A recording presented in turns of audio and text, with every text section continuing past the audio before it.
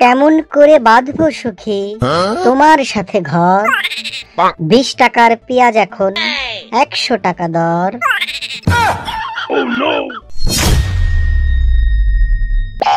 আচ্ছা বন্ধু বলতো, প্রাচীনকালের মানুষ এত বেশি দিন কেন বাঁচত? আসলে প্রাচীনকালে এত পড়ালেখার চাপ ছিল না, তাই মানুষ বেশি দিন বাঁচত।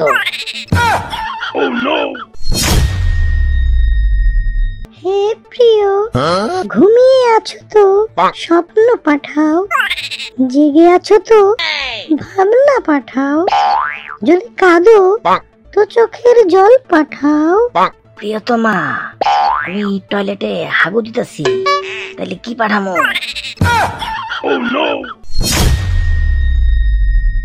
বেহায়া দেখবেন? তাহলে ওকে দেখুন। বাড়ির লোক এত বারণ করা সত্ত্বেও মোবাইলে কথা বলেই যাচ্ছে। বেহায়া কোথাকার।